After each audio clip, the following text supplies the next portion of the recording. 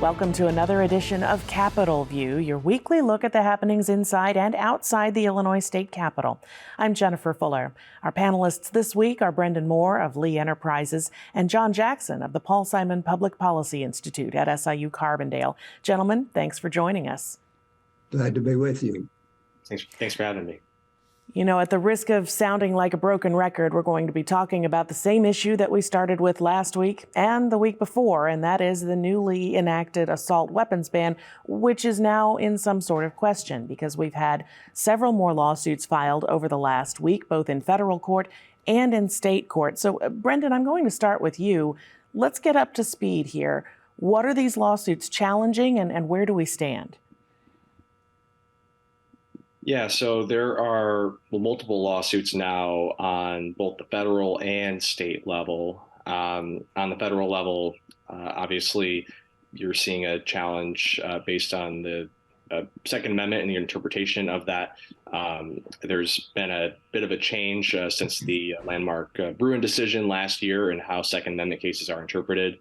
You have to show there's a historical analog of regulation, and that's certainly open to interpretation. So I think you see a lot of gun rights advocates that are bullish on their prospects, given the conservative tilt of the court at the federal level. So that's more in the long term. But in the short term, you're seeing at the state level several lawsuits pop up. Tom DeVore has filed a few of them in downstate courts. State Representative Dan Calkins is also filing one in Macon County, and it would not surprise me to see more and more of those sprout up. And that's kind of more on the short-term track where you can essentially get a downstate judge that might be a bit more sympathetic to the Second Amendment, to the cause of these folks, and issue a temporary restraining order, which would get folks that are party to the lawsuit out from under this law, from complying with it. And at the state level, a lot of the challenges center around the legislative process that led to the enaction of this law. Long term, I don't believe that the prospects are very strong there. The state courts, especially as you go higher up, have usually given the legislature a lot of leeway in terms of its process. However, it does serve a temporary purpose for some of these folks, because as this works its way through the system, they can get that temporary restraining order where they can still purchase these weapons. And if you're a gun shop owner, still and you're a party to the lawsuit, you can still sell them. So at least some temporary relief as those cases work through the system, as the federal cases, which will probably take a while, work their way through. Sure. John, Brendan brings up some of the nuance that comes with especially these state cases in the terms of a temporary restraining order, which would make sure that the plaintiffs in that case don't have to comply with the rule while the courts consider their challenge to it. But in some cases, it's only that number of people in that specific county. It is not a blanket order for the entire state. How's the average person supposed to kind of figure out where we stand right now and what the law means to them? I think it is complicated and sort of a mess right now, and the average person's not going to take the time to keep up with all this. And let me just try to simplify and say, as Brendan just indicated, there's a bunch of state and federal cases, various jurisdictions, a good deal of jurisdiction shopping going on as to where these cases are being filed. And so it'll go up two routes. Number one's the state route, and it will end at the Illinois Supreme Court. And then it will go the federal route, and there'll be different issues and different judges and different appeals and so forth. But that one will end at the United States Supreme Court. And the United States Supreme Court's going to have the last say, so it's not over until that, and it's going to take a while. I would say going up the state channel, different jurisdictions, different appellate jurisdictions, but when it gets to Illinois Supreme Court, this is my speculation and hopefully educated speculation, that I think it's unlikely that this will be ruled unconstitutional at this point. The federal case will have to be decided, and when it gets to that Supreme Court, number one, we know the current majority is not very friendly on gun control rules. However, they've not decided on these specific circumstances of the outlawing of the AK-47s, AR-47s, AK-15 type things. And until that ruling is rendered, nobody knows. There's been a tremendous amount of assertion by state legislators and by sheriffs and by the NRA confidently saying this is clearly unconstitutional. There's no way to know that this is unconstitutional because the U.S. Supreme Court hasn't spelled out what rules they will put up with. And just another quick point on that, if you look at the precedent, starting with the Heller decision, if they were, for example, to follow Scalia's clearly stated that not all gun laws are going to be unconstitutional, then even the conservative majority could go that route, or at some part of the conservative majority. Alito and Thomas, on the other hand, certainly not. And in the New York Buren case, they clearly invited further appeals on other limitations like automatic weapons. So it's hard to say what the U.S. Supreme Court's going to say, but it is not correct to say that this is absolutely unconstitutional. It seems that with so many questions that are still flying around about the constitutionality and how the law was enacted, we're seeing more and more calls to the federal level, to representatives in Congress and U.S. senators to enact some sort of federal law when it comes to weapons regulation in the United States. Brendan, what's the temperature there? The Illinois congressional delegation, I would gather, given its Democratic majority, would probably lean toward more regulation. But is there a chance? No, not right now. It would be dead on arrival. The House, I believe it was during the last session, did pass an assault weapons ban, kind of modeled on the 1994 law. It passed with very bare majorities in the Democratic-led House. Didn't get taken up in the Senate. Obviously, you need 60 votes for most things in the Senate, which was never going to happen. And now with the Republicans taking over the House, any talk about gun control is going to be filed away for another day. Just not going to happen. So there's no appetite at the federal level for it right now, at least on the legislative side.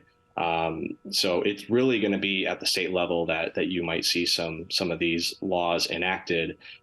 Governor Pritzker, as he defends the law and states that it's constitutional, his big thing is that, oh well, we're just the ninth state to enact this, and that is true.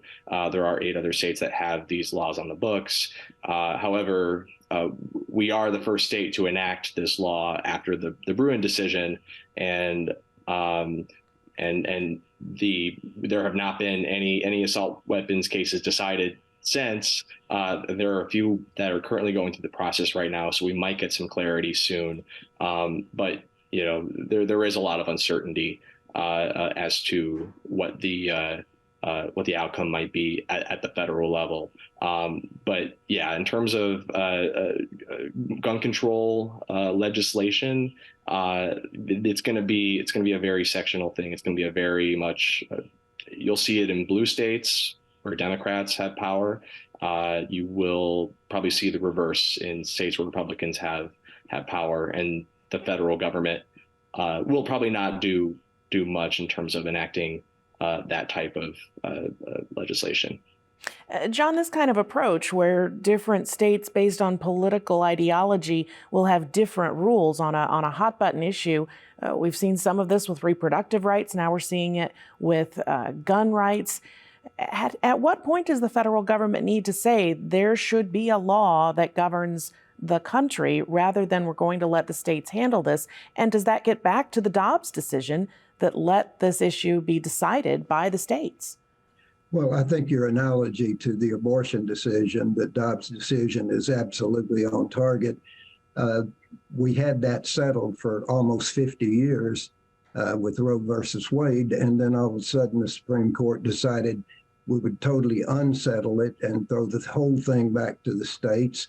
And now we've got chaos at the state level, and we've got more polarization and more conflict across state borders than ever before because there's now no federal ruling. And the same thing is now happening by them essentially overturning the Miller decision, which stood for all kinds of, since the 30s, as I remember it. And the Miller decision was about sawed-off shotguns. That settled the issue till Heller came along. And as soon as they ruled that it's going to go back to the states, you have the kind of chaos that we have now.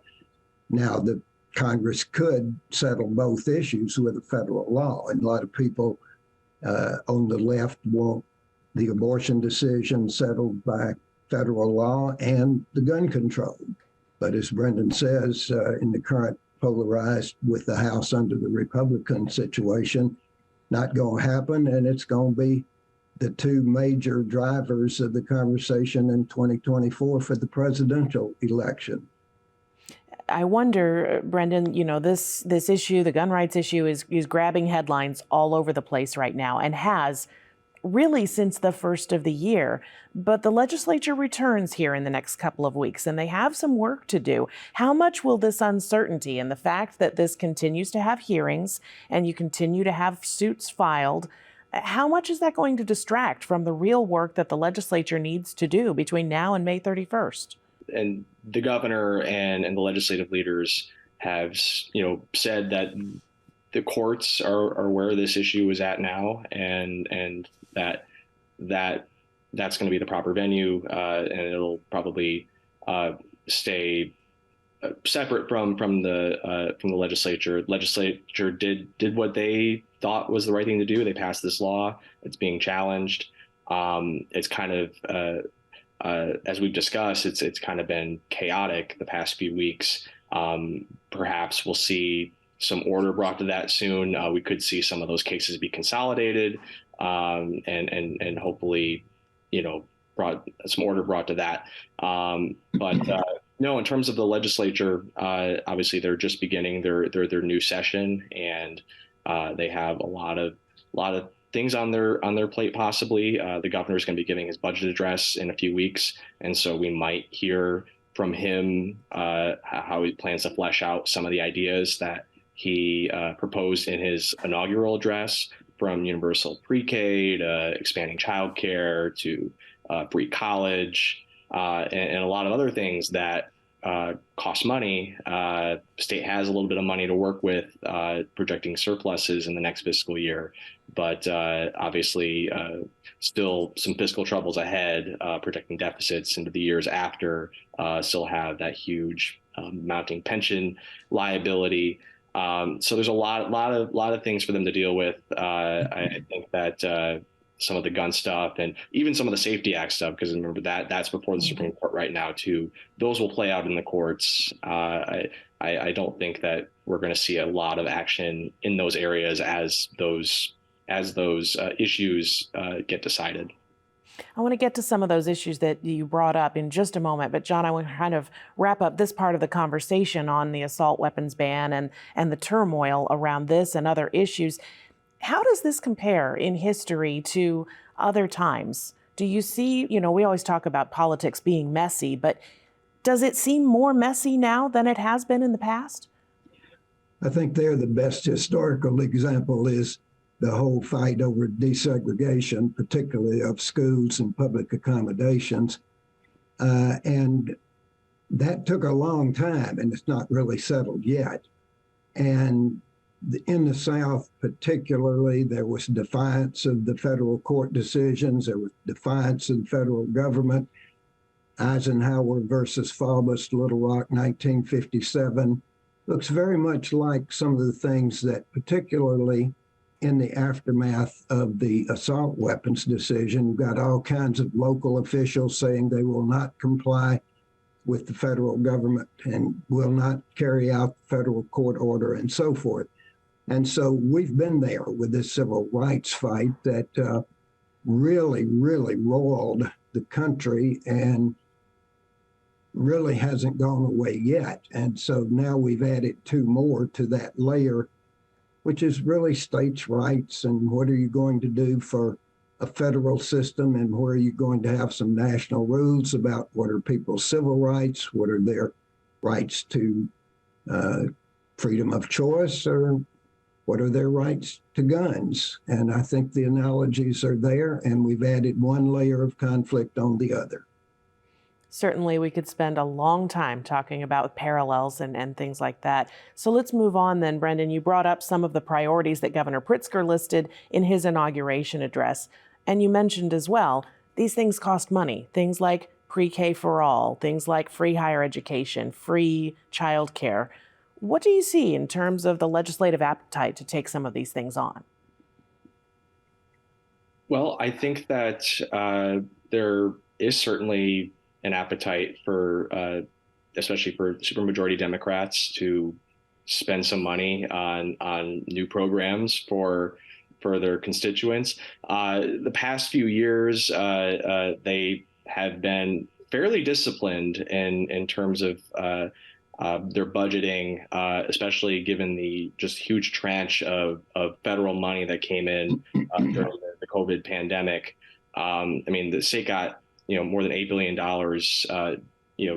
just to spend on its own, and that's not even counting, other money that other levels of government got, and a lot of that went towards one-time expenses, and I think that there was kind of an acknowledgement that we gotta be responsible with this, but it'll be interesting to see, especially now that the Democrats gained seats in the House and they only lost one seat in the Senate. They feel emboldened after that last election. Will they be able to maintain that fiscal discipline that they've shown a bit over the past few years? Governor Pritzker has said that a lot of his priorities, it starts with the budget, that if there's money there, they would like to do some of these things, but obviously keeping in mind that the state still has a lot of, I guess, fiscal challenges ahead. And so they're going to be very cognizant of that. And, so they say it'll kind of depend on how much money is there. I mean, for instance, they've tried to increase the amount of funding for K through 12 every year, at least $350 million under the evidence-based funding formula. That only happens if there's money there. They tried to increase MAP grant funding. Again, that'll depend on how much it is there.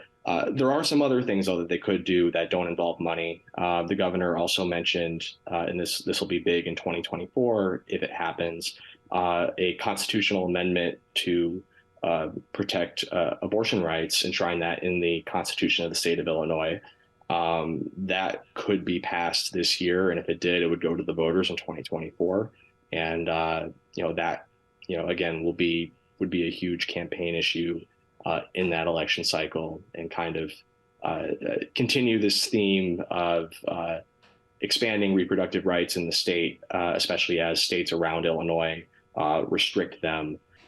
John, one of the things that the legislature has to be looking for in some of these financial issues that Brendan's talking about are these predictions from economists that, perhaps the U.S. economy is due for a recession. There's high inflation now, and there are indicators that a recession could be on that horizon. How difficult do you think they need to, or how disciplined do you think they need to be in terms of looking at next year's budget for a fiscal year that starts in July and ends the next June?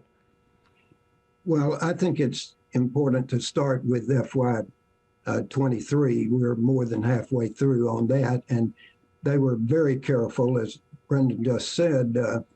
They were very disciplined in terms of the projected income and the expenditures. and they've all come in better than the original COGFA predictions and the original predictions by the Governor's Office of Management and Budget. And so I think that pattern is set. I think they'll do that again and be careful and disciplined again. Inflation's still with us, but it is going down some.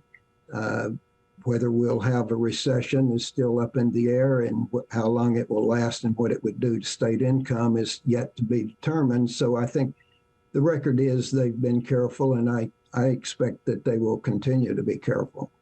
Certainly.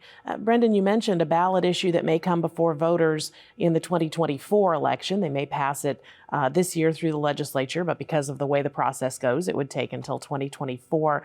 Another ballot issue that people are starting to rumble about is something that people thought was decided in a previous election, and that was the graduated income tax that Governor Pritzker really wanted to have passed in a previous election cycle. The voters said no, but now there are rumblings that maybe that question may come back, and there's even a Senate resolution from the GOP leader, John Curran, who says that the Senate will actively work to make sure that the people's voice is heard, and they'll say, no, this has already been decided. So what is the future of this graduated income tax proposal? I mean, I think it's always going to be an issue that gets brought up. I think even though the state has had a few really good years in terms of revenues, because of just the economic activity after COVID, tax revenue has just kind of gone through the roof. But there are obviously still long-term funding issues for the state, and the person that really brought this up was Senator Rob Martwick, a Democrat from Chicago, who brought up that, hey, we still have this huge pension debt that we eventually have to pay down. Not every year is going to be as good as the past few years, and we're going to have to find new revenue sources to pay for these things. However, as you mentioned, Jen, the voters had their say in 2020 on this issue. Governor Pritzker, it was one of the big issues he championed in the 2018 campaign. He spent a lot of money trying to get it through. Obviously, a lot of money was spent on the other side to defeat it. And it went down with about 53% of the voters said no. My general feeling on this is that there isn't a huge appetite in Springfield to address that again. The governor was asked about this at Davos last week and said that it was not a priority for him in the upcoming session, which may tell you that this is not something that he's looking to do or legislative leaders are looking to do. And obviously the fact is that he has proposed having another ballot question about the abortion issue on the ballot, and I'm sure he would probably not want to crowd that question out, by having two constitutional questions on the ballot in 2024. Yeah, we will see where it goes. But until we start hearing the governor talk about it or legislative leaders talking about it as a serious possibility, I would probably put a pause on speculation on that. Sure. John, when the framers of the Illinois Constitution put the document together a little over 50 years ago now, they put these processes in place for ballot measures that would become constitutional amendments, and they made it more difficult than some states. You see states like California where voters can have a ballot initiative on the ballot much more easily than in Illinois. But over the last couple of years, the legislature has taken it upon themselves to make sure that more questions are put to the voters. Do you see that is something that is a cultural shift in Illinois, that the legislature wants the voters to make these decisions a little bit more often? Well, the CON was very conservative and very correct on that, in my estimation. They want the Constitution, and the Illinois Constitution is the basic law, and it's not loaded down with all kinds of things that ought to be legislative, not constitutional law. And they succeeded in that, and the fact that we only have 14 amendments, I believe 15 maybe, that's been passed, has held up well. I think they have put out a couple of things, and they haven't gone anywhere in terms of the graduated income tax, for example. So I would say we're not going very far in the California direction, and that's a good thing because it makes a mess of California government. Certainly something we'll keep track of. As usual, we should let people know, too, it was mentioned earlier in this program that Governor Pritzker would give his State of the State and budget address. That's coming up on February 15th, and you'll be able to see analysis from that right here on your public television station. But for now, we're out of time here on Capitol View. I want to give thanks to John Jackson and Brendan Moore for joining us this week. You can find this episode and others online at WSIU.org and subscribe at our YouTube channel. I'm Jennifer Fuller. Thanks for joining us.